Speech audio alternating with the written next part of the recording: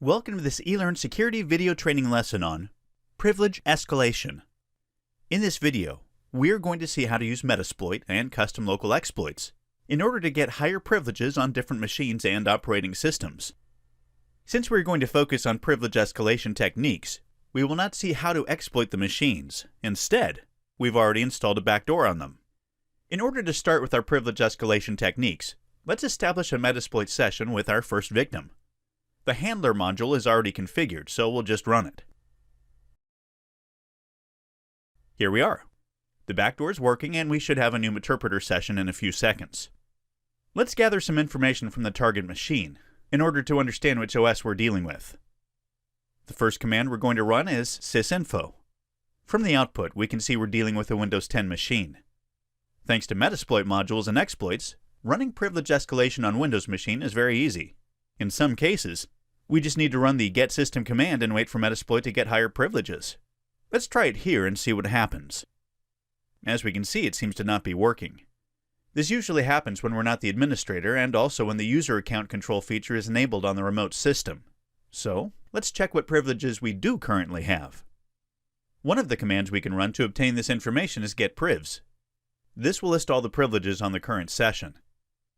Although it returns some privileges, these are not enough to elevate our session.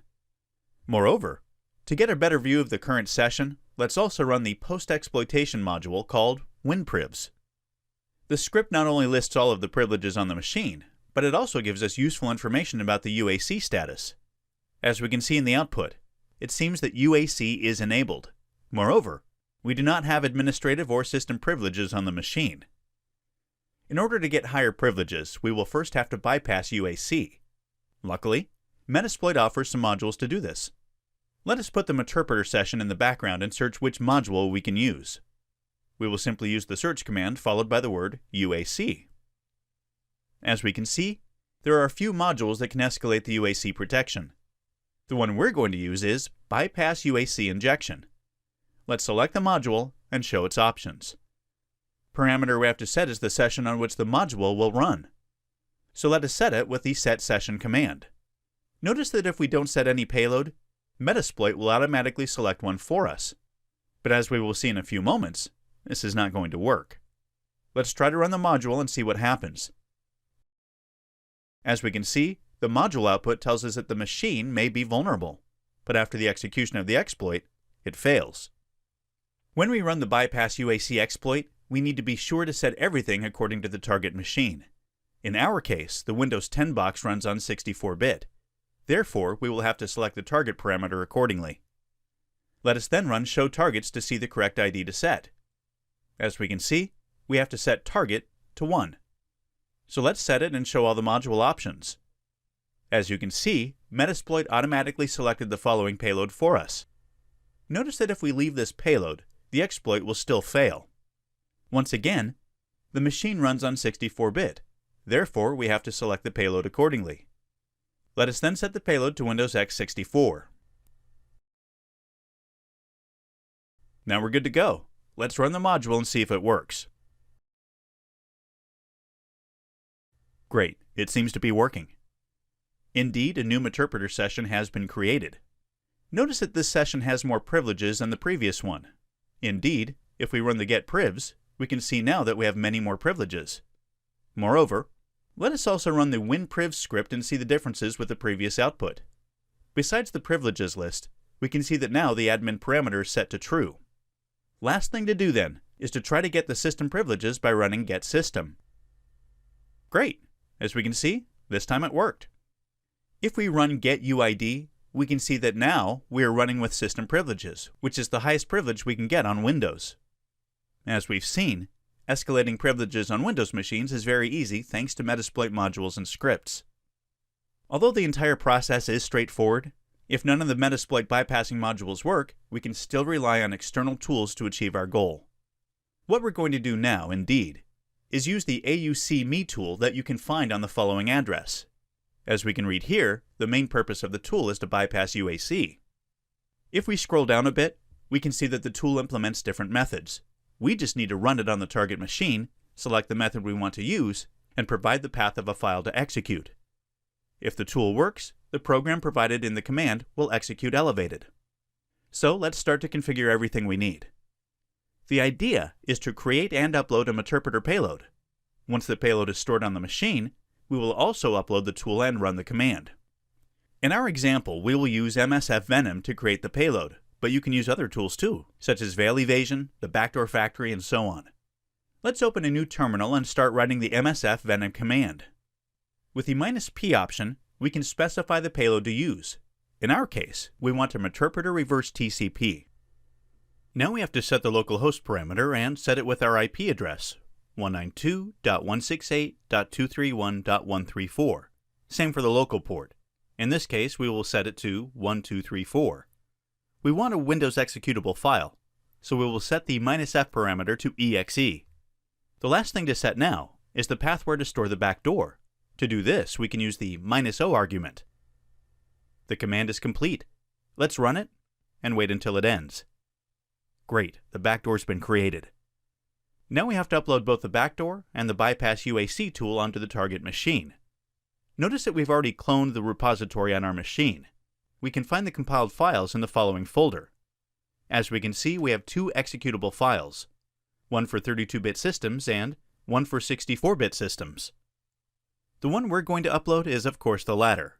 So, let us switch back to Meterpreter and interact with the first session.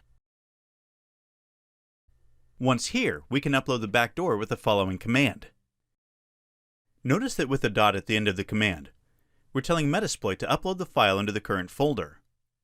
Let us also upload the bypass UAC exploit.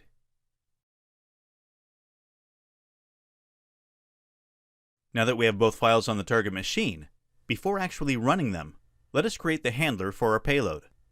Let us put the session in the background and select the handler module. As we can see, we have to set the payload accordingly to the one we've just created. So let's change the payload option with the Meterpreter reverse TCP. Now we have to set its parameters too.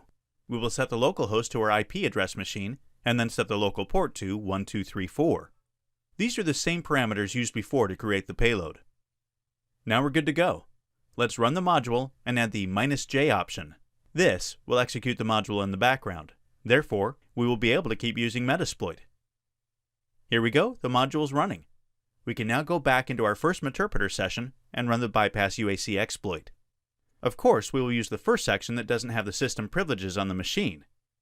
If we take a look at the tool website, we can see that the method under number 10 should work on Windows 10 machines.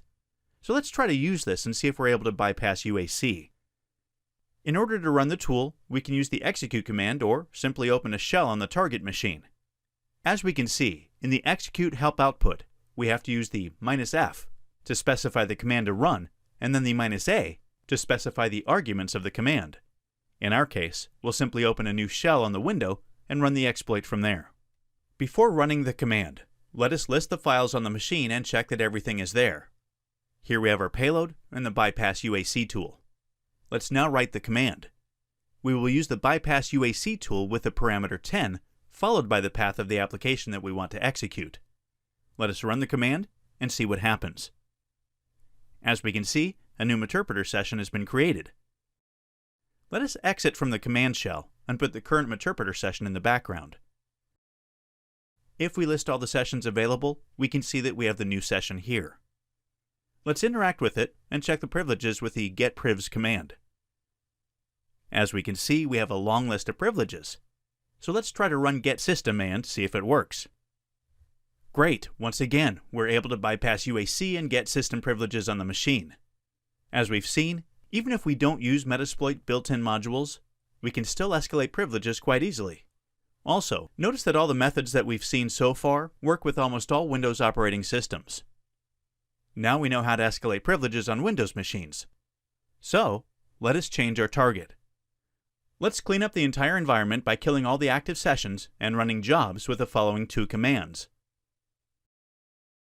Now let us run Metasploit once again with the following script. This will automatically configure the handler module for our second target.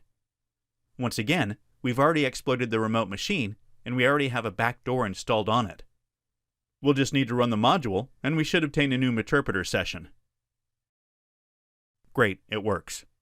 Similar to what we did previously, let us get some information about the target system. Target operating system is Ubuntu 14 and runs on 32-bit. Moreover, if we check the current user, we can see that we are not root on the machine. Differently from Windows privileges escalation, Metasploit does not offer any command to automatically elevate privileges on the machine. Moreover, if we check the local exploit for Linux systems, we will see that there are just a few modules available. This means that we have to manually find a possible exploit that may work on the remote machine. The best way to do this is by searching the target operating system version on Google, followed by the words privilege escalation. So let us go back into our browser and search this.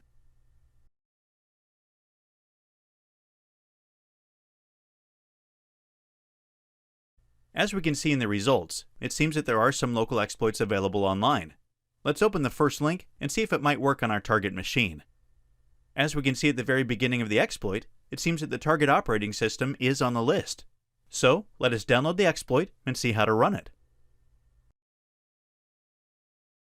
As we can see, it is a C source code, which means we will have to compile it before running it on the target. We have two options now. We check if the remote system has the compiler, and then upload and compile it directly on the target, or we can compile it locally and then upload the compiled version.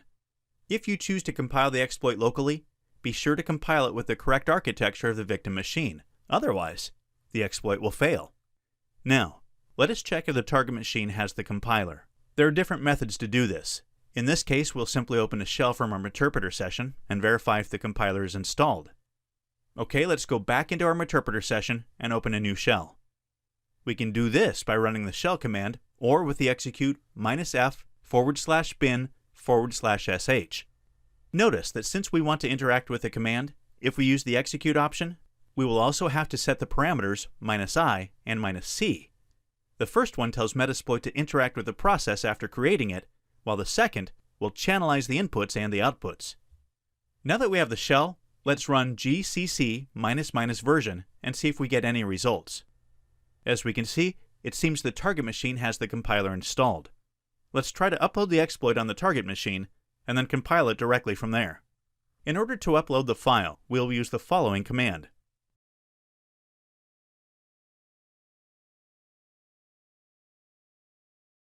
Now, let us create a new shell and compile the exploit with the following command.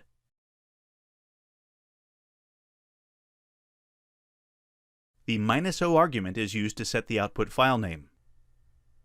It seems that everything worked. Let us list the files and see if the compiled version is there. Here it is. Before running it, let us check once again the current user. As we can see, we're currently running under ELS. Let us now run the compiled exploit and see what happens. It seems that everything went well, so let's check the current user once again. Great, we're now running as root. As said before, we can also compile the exploit locally. If we check the architecture of our machine, we can see that we're running on 64-bit. Since the target machine is 32-bit, we'll have to select the correct architecture when compiling. So, let us move in the download folder and run the following command to compile the exploit with the -m32 argument. We're telling the compiler to compile the exploit for 32-bit operating systems. Now we just have to upload the exploit, make it executable, and run it. As you can imagine, if you want an interpreter session with highest privileges, you can simply create and upload a payload, in the same way we did before on Windows. Once the payload is on the target machine, you just need to run it as root. This concludes the training video lesson on privilege escalation. Thanks for joining us.